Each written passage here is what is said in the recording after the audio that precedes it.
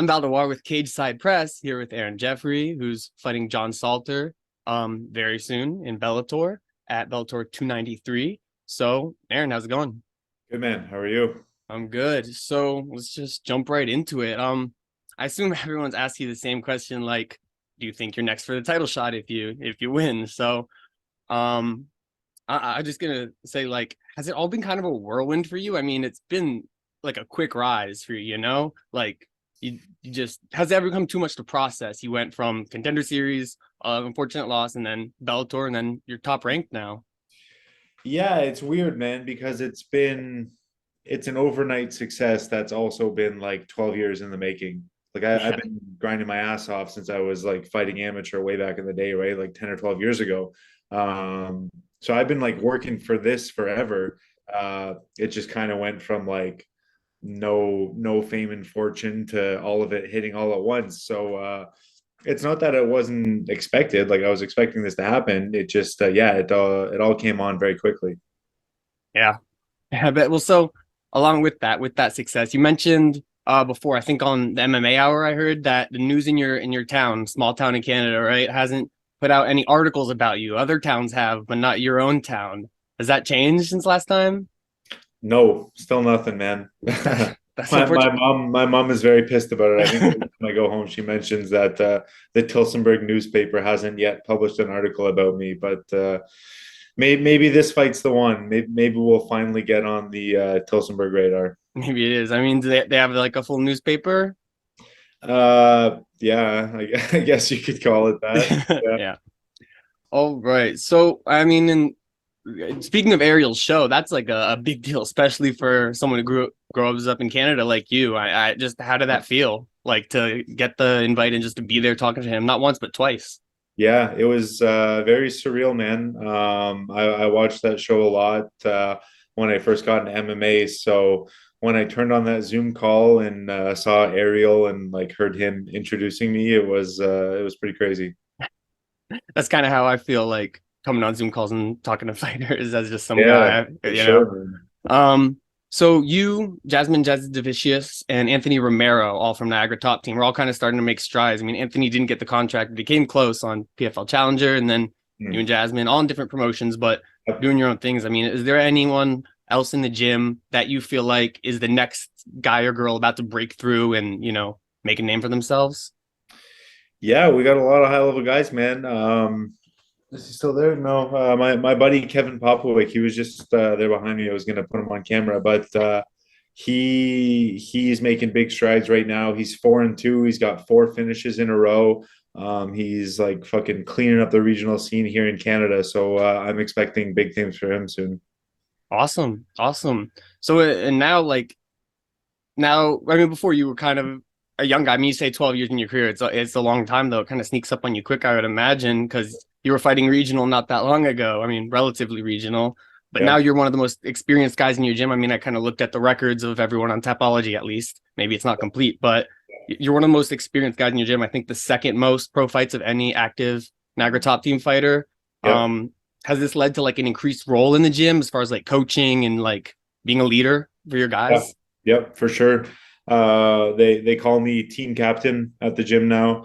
And yeah, I do. I help out with the coaching a bit. I actually just ran one of the practices this afternoon. It's the one practice I coach in the week just for the pro fighters.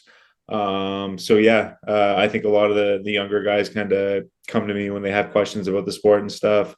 Again, my buddy Kevin lives here. I think he's taken a lot of info from me. I'm kind of helping him progress in the sport, trying to help him like avoid making some of the mistakes that I made in the past. Awesome. Yeah, definitely. Um, what is your mindset on traveling to get different training looks? Because with these, you're at a smaller gym. It's in kind of a bigger gym system, though, of the top team system. So what I know you've gone to Florida before, right? So Mm-hmm. what's your mindset on traveling? And so some guys from small gyms like Leon Edwards just did amazing things, and he's from a relatively small gym in Birmingham. Mm-hmm. Some guys want to go to bigger gyms once, they feel they get to the top level. What's your mindset on that? I think it depends. I think everyone should do it at some point in their career. You got to go out there and explore a little bit. And see how other people do things. As far as making it like a regular thing, yeah, it depends, man. Like for me, it's kind of necessary because there's not a lot of big guys at my gym. Like we have a lot of high level guys. Mm. Don't really have. I'm pretty much the only 185er, so Ah, I can get good work here. I get good technical work. I have guys in like different disciplines that I work with a lot, like high level wrestlers that are big guys. I got a few black belts that I work with. I got some good strikers, but I don't have like middleweight MMA fighters. So for me, I go down there to get some more big bodies to work with. so who are like the main guys you're working with down there when you're sparring? In If Florida, yeah. oh dude, there's so many. Brendan Allen, Gerald Mm, Merchart. I was with Derek Brunson this time. Logan Storley, Impa Kasanganai, Delano Taylor. I mean, I could probably name many more. Like Killcliff's it's a crazy gym, man. There's yeah. so many high level guys. Brandon Allen, you got some history with him. Yeah, What yeah. was that We're, like? we're, Just we're cool now. all right, cool. He's awesome, man. I love that guy. Yeah. He's Yeah. hilarious.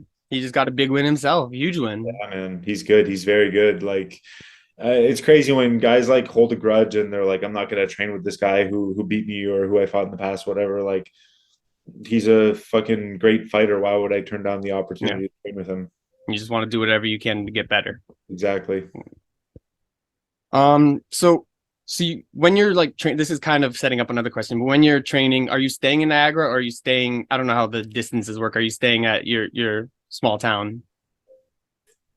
I stay in Niagara during the week, like Monday to Saturday, and then usually on the weekends I go home and see my mom. She's back in Tillsonburg. It's like 2 hours away, so I'll make the trip out, see her, kind of recover and eat and sleep at home a bunch, and then I come back to Niagara during the week. I'm a mama's boy too. I feel it. But so that yeah, that's saying my friend from Canada gave me some hot intel. Okay. The really really important question.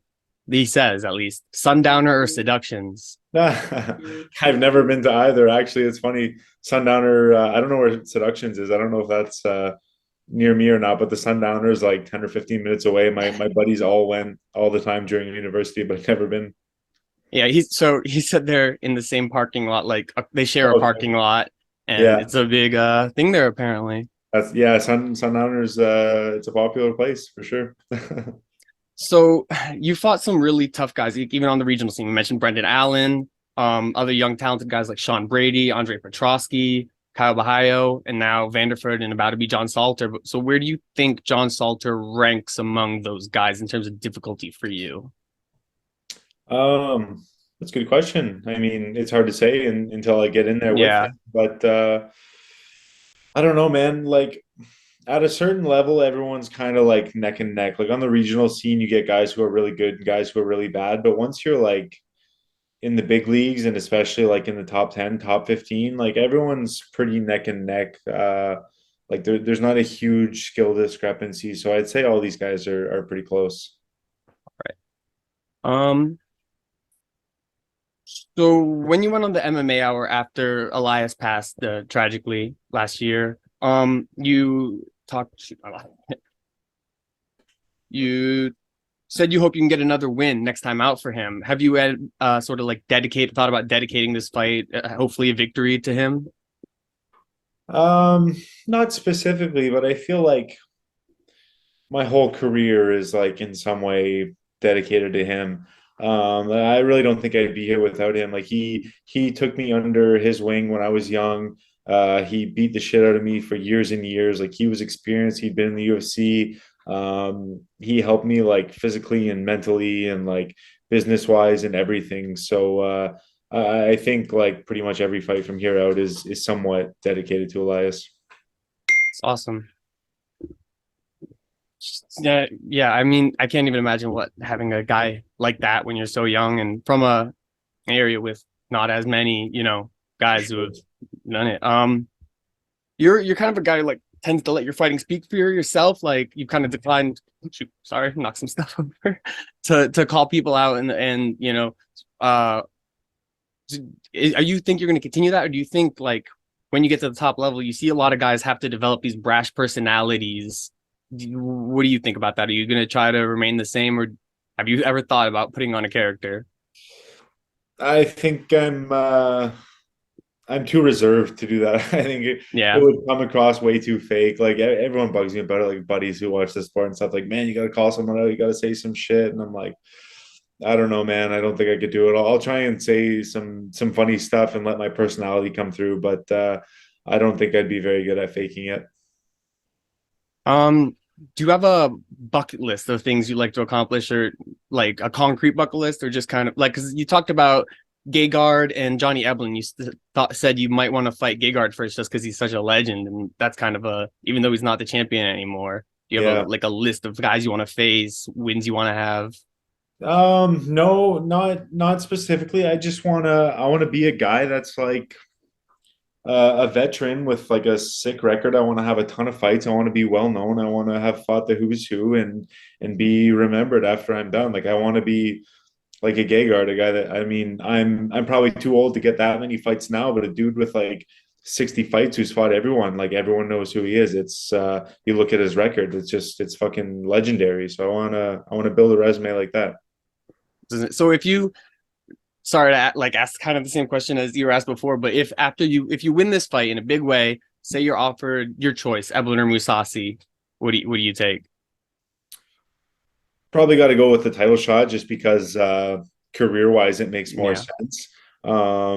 But even if I do that, I think that Musasi fight probably still happens somewhere down the road, anyways. Yeah, he's right there. He's fighting soon in Paris, I believe.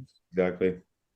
So I've heard that your girlfriend is your hairstylist, which is convenient. I have like had long hair like down to here, so Yeah. I know the struggle. But has she ever tried to cut off your mullet and you kind of had to tell her no because it's kind of like your brand now, your signature look? No, she loves it, man. She loves it a lot. She styles it for me.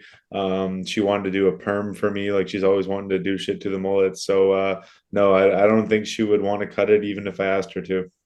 You ever feel like a trailer park boy? I do a little bit, but I like to say that I have a more polite mullet. Mine's a mullet that you can wear to meet the in-laws and not get funny looks. It's more stylish. Classy mullet. Gotcha. Classy mullet. I think that's almost, yeah. I think that's about it. Yeah. It's just Fun. I can't wait to see fight next. Fighting John Salter, big fight. Yeah, I'm pumped. I can't wait either. All right. Thanks so much for the opportunity. I mean, not that you gave me the opportunity, but it's great to talk to you. You know Yeah, what I man, of mean? course. Yeah, anytime. Anytime. All right. Thanks so much. Have a great Okay. one. Okay, later, man.